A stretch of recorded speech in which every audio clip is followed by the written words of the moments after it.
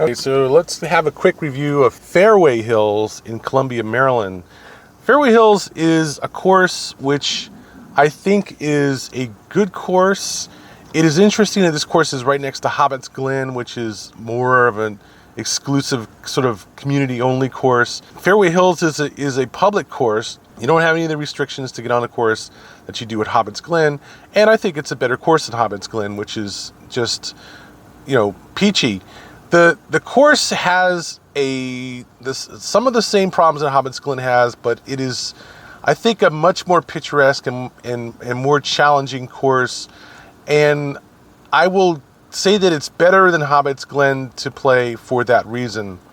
It has some road noise coming off of, I think it's 218 that runs around Columbia by the Centennial Park, because the course is on the other side of Centennial Park. And there's a traffic light at one of the holes, I think it's like number 15 or 16, which is unfortunate because right there is a traffic light and also there's a house right there. And that side does tend to get a little busy. That corner does. That there's actually several holes there. I think it's like 15, 16, 17, and the tee box for 18 are right there. But it's still a decent course to play overall. I think it has a fair to substantial number of houses on the course or around the course or very near the course. And certainly the houses are a factor in play. I know that one of the holes, tee off, you're playing past someone's backyard. The next hole you tee off and you're looking at this sort of wall of houses that runs down and around on a crescent left, but it's still a great hole. There are just a number of really nice holes on this course that I think more than make up for the fact that it has a lot of houses. And certainly in the DC area, you're going to find that quite a few courses have houses on or near the course. And it's really just a question of whether those houses are overlooking the course, or whether you're playing out of someone's backyard, or you're playing down next to a row of houses, or what. And the houses can be at literally different distances from the course, and it depends very strongly on how close those houses are to the course.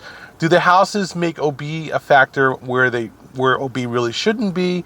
Do you have OB, for instance, just to the left of the cart path, like at a course I played recently here at Virginia Oaks? Are you literally afraid to step off the cart path to the left away from the hole because there's OB right there? That is the start of OB. When you tee off, do you tee off from under someone's deck? When you hit your approach shots, is there a house 50 feet past the green? There's going to be a fair number of courses that have houses in the equation.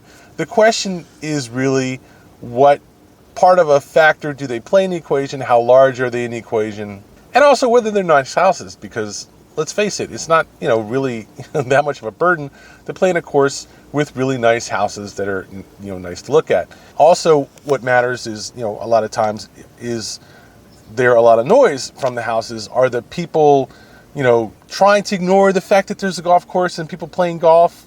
Do they go run around doing yard work in the middle of the day? Leaf blowers, lawn mowers, aside from the greenskeepers, do they have house parties? Is there someone playing jazz, in their gazebo while you're trying to hit a tee shot over a water to a short green while you're trying to play golf? The course does matter in this regard, that there are houses near it. And yes, there are a substantial number of courses that have houses near them, but Fairway Hills is a course that has, I think, a somewhat moderate.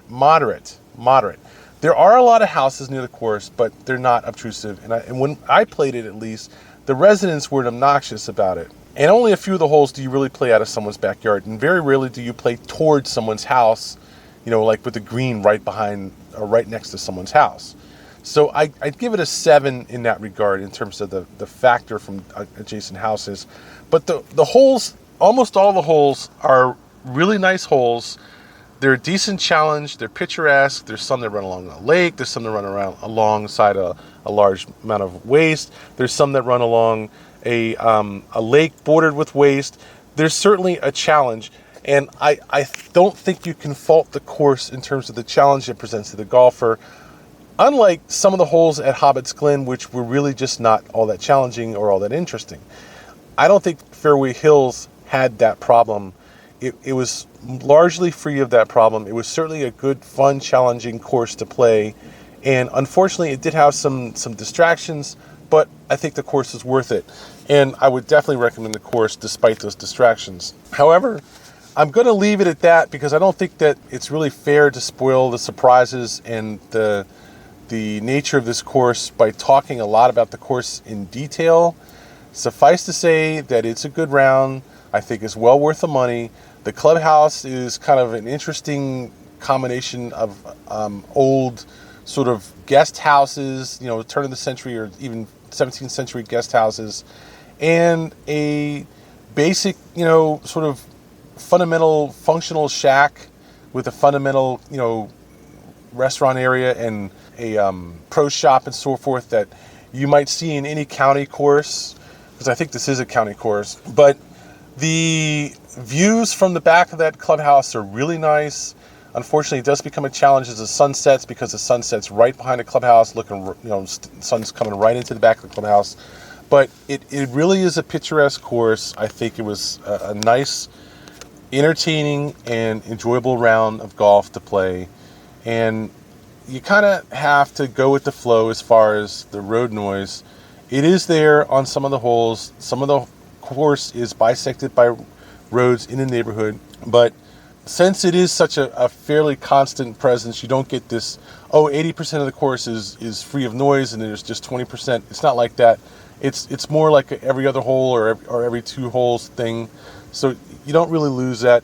And you don't see a lot of greenskeepers on this course, I think, because it is a county course and it's really kind of more of a natural course. I can't say the course is in stunningly good condition. It's okay.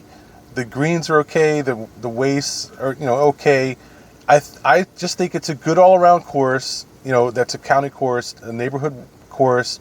It has more of an open field than a tight enclosed woods feel, and it's a fun round. I can just basically say at that point it's a B course, and it's certainly convenient between DC and Baltimore, especially if you live in Montgomery County or in the Columbia area, Upper Laurel, Savage, that kind of thing. It's very convenient.